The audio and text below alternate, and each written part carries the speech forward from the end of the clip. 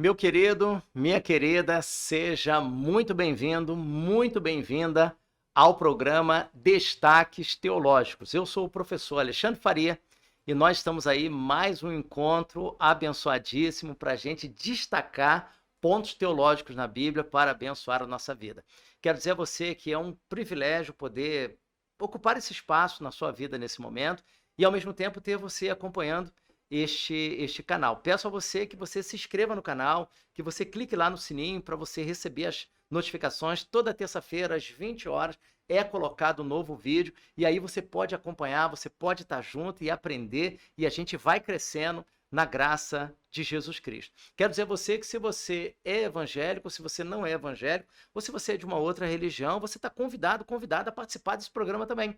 Esse programa aqui não tem nenhuma restrição, nós não estamos aqui para falar de uma religião em particular, nós estamos aqui para falar de uma pessoa em particular, e essa pessoa é Jesus Cristo. E antes de nós fazermos a nossa análise, eu quero já agradecer.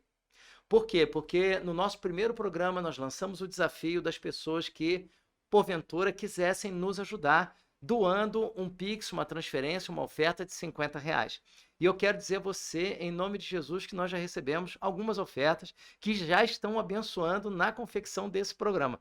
Então, em nome de Jesus, a minha palavra nesse momento é uma palavra de gratidão. Gratidão pela sua vida, gratidão pela sua ajuda, gratidão para que Deus te dê em dobro, em triplo, todo o bem que você está fazendo a este programa. Então vamos lá, vamos analisar? Hoje nós iremos analisar dois momentos diferentes. Um momento no Novo Testamento e um momento no Antigo Testamento. E o nosso enfoque, o nosso destaque teológico será o mesmo em ambos os testamentos. Como assim, professor Alexandre? Vou te explicar, calma. Nós vamos ver que o Deus das Escrituras Sagradas, do Antigo e do Novo Testamento, é um Deus sem preconceito. Mas como assim? É um Deus que não faz distinção entre os seres humanos a partir das características que nós possuímos, por exemplo, ao nascer, ou características profissionais, acadêmicas, grau de instrução, local onde mora. Eu quero provar a você, a partir das Escrituras Sagradas, tanto do Novo quanto do Antigo Testamento, eu quero destacar neste momento que o Deus das Escrituras é um Deus sem preconceito. Então, cada pessoa que me ouve nesse momento, seja homem, seja mulher, o rapaz, a moça, é uma pessoa diferente. Todos nós possuímos uma impressão digital diferente. Não há duas impressões digitais iguais. No meio de bilhões de seres humanos que há sobre a face da Terra. Então você perceba que cada um de nós tem uma identidade, uma individualidade. E isso o Criador colocou em nós. Existem duas histórias no Novo Testamento, que são duas histórias que, mesmo as pessoas não evangélicas, mas que estão familiarizadas com o cristianismo, elas conhecem essa história. Os que são evangélicos conhecem ainda mais. Os que não são, talvez tenham uma certa familiaridade com as duas histórias. A primeira história se encontra em João capítulo 3. A segunda história se encontra em João capítulo 4. A primeira história versa ou fala sobre Nicodemos, que é um importante homem em Jerusalém. A segunda história, que está ao lado dela, no capítulo 4, fala sobre a mulher samaritana. Você veja que existe uma lição preciosíssima na organização literária do texto, na forma como o texto bíblico foi escrito. Então, eu quero fazer algumas observações, que são os nossos destaques teológicos, para aplicar isso à nossa realidade.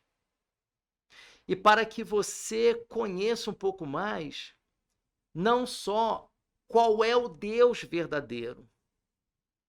Mas quem é esse Deus? Quem é o Deus das Escrituras Sagradas? Quem é o Deus que se revelou em Jesus Cristo? Revelação máxima, não ultrapassável de Deus. Em João capítulo 4, de 7 a 9, aprendemos que os judeus que há séculos odiavam os samaritanos, quando surgem os samaritanos? A partir de 722 a.C., quando o Reino do Norte será invadido pela Síria. A Síria, ao invadir Israel, domina aquela região e a capital era Samaria. E produz ali uma miscigenação, uma mistura dos povos. Então, o judeu do Reino do Norte passa a ser um judeu miscigenado, um judeu misturado, que recebe um apelido que é chamado de samaritano pelos judeus do Reino do Sul. Então, esse judeu samaritano que só aceitava o uso do Pentateuco, dos 5 primeiros livros, o restante do Antigo Testamento ele desconsidera, esse judeu é agora um judeu miscigenado que não será aceito pelo judeu do Reino do Sul. E parte dos judeus do Reino do Sul voltam da Babilônia quando Ciro decreta a libertação a partir de 538 a.C. Ciro decreta a libertação e eles podem voltar. Uma parte dos hebreus que estão na Babilônia vão retornar para Jerusalém, para a Palestina. E esse grupo, então, vai haver agora uma distância entre esses dois grupos. Reino do Sul, dando origem aos judeus, e o Reino do Norte, miscigenado, dando origem aos samaritanos. Judeus e samaritanos não se aceitavam mutuamente, se rejeitavam, agora são unidos pela pessoa de Jesus Cristo. Jesus Cristo, então, consegue unir judeus e samaritanos, porque os judeus se arrependem e creem em Jesus, os samaritanos se arrependem e creem em Jesus, e são unidos no reino de Deus pela pessoa de Jesus Cristo. Nicodemos, ele é homem, o nome já diz, ele é do gênero masculino. A mulher, o nome já diz, ela é mulher, ela é do gênero feminino.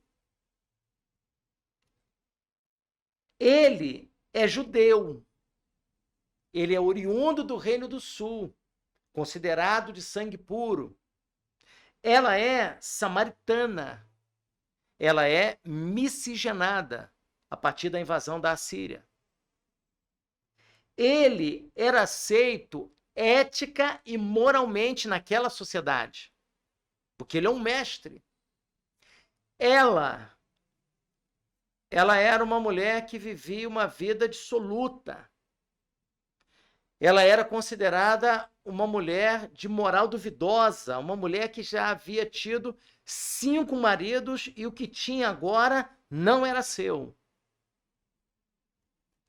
Ele era culto, tinha acesso à educação e por isso ascendeu na sociedade.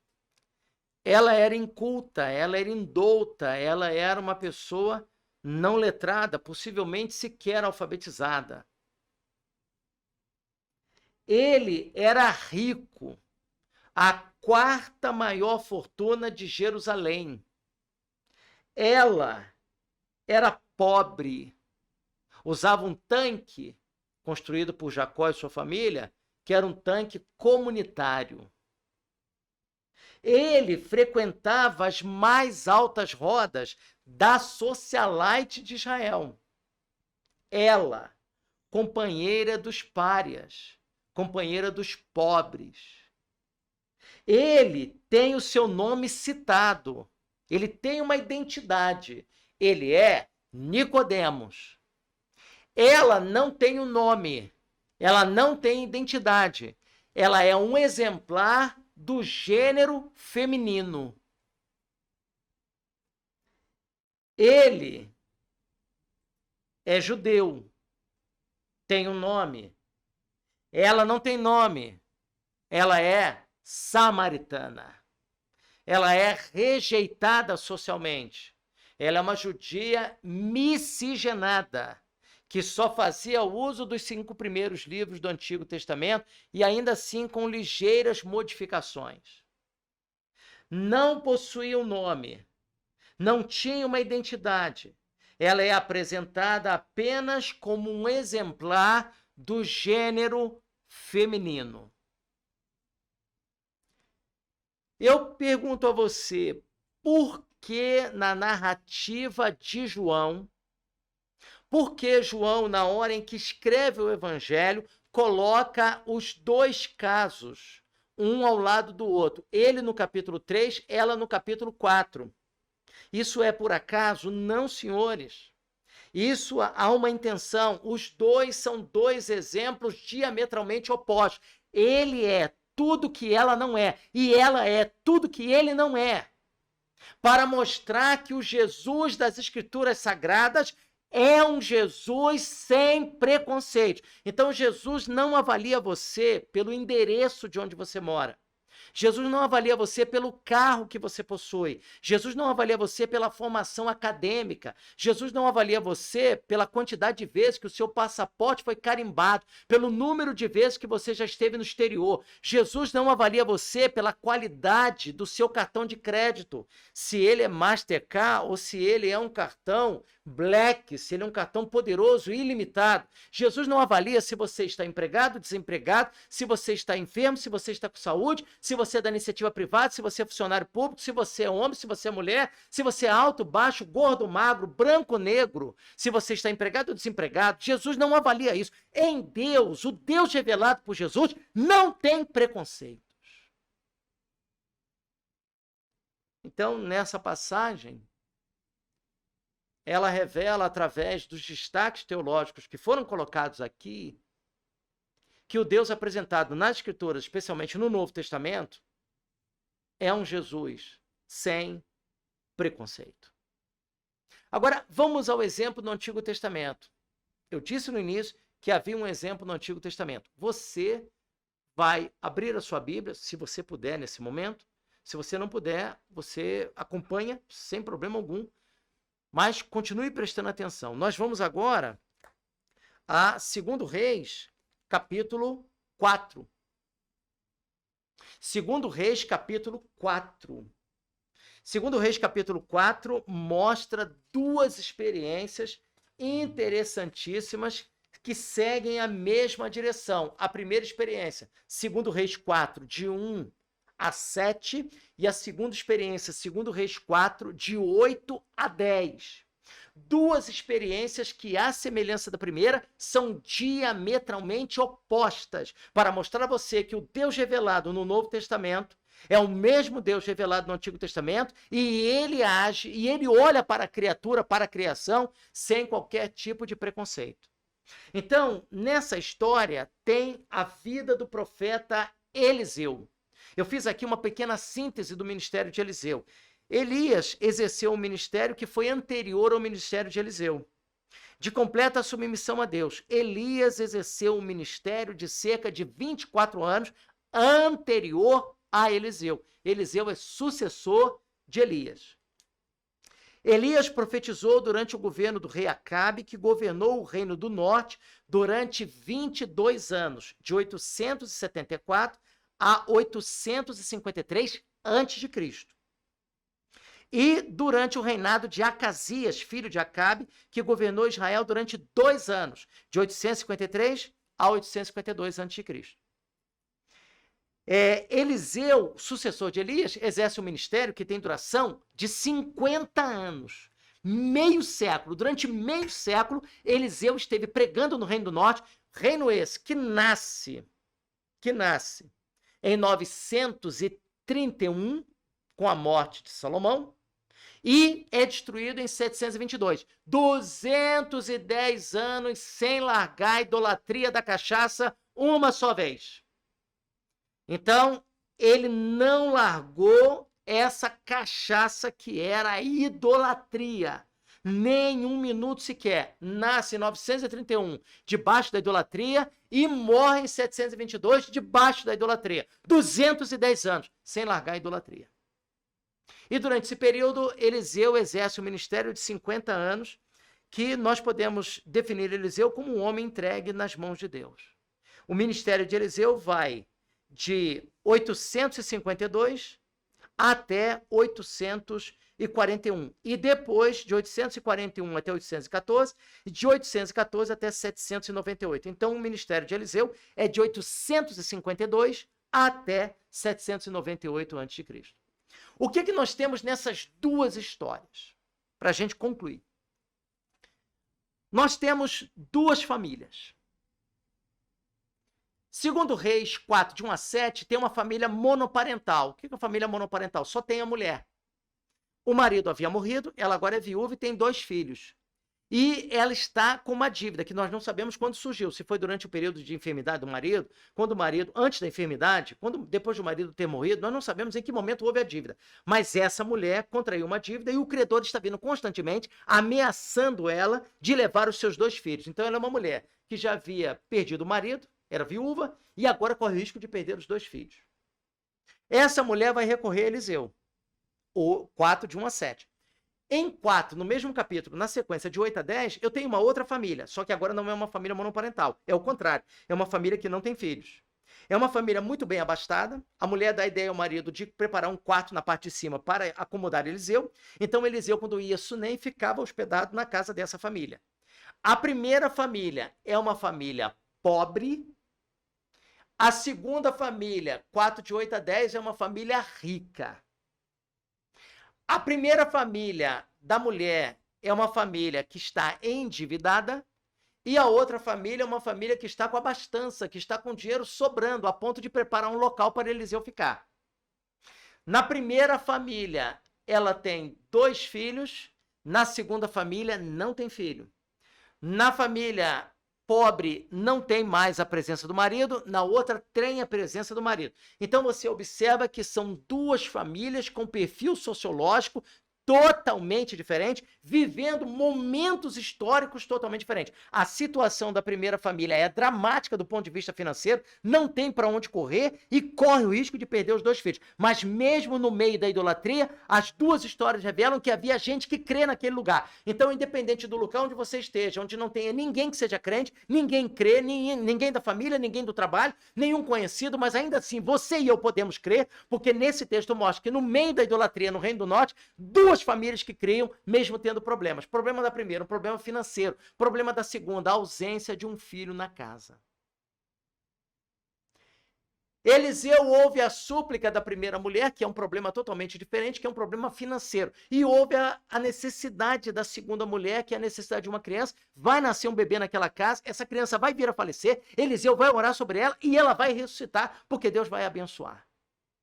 Então você observa que, semelhante à primeira narrativa, são 2 famílias diametralmente opostas, vivendo um momento histórico e situações totalmente diferentes. E Eliseu abençoa as 2 famílias. Por que Eliseu abençoa as 2 famílias? A semelhança de Jesus Cristo, que abençoou Nicodemos e abençoou a mulher samaritana, porque Eliseu entendia que o Deus que ele pregava na sociedade, o Deus que ele apresentava aos homens e mulheres, o Deus que ele apresentava às famílias, enlutadas ou não, famílias com problemas financeiros ou não, era um Deus e é um Deus sem preconceitos.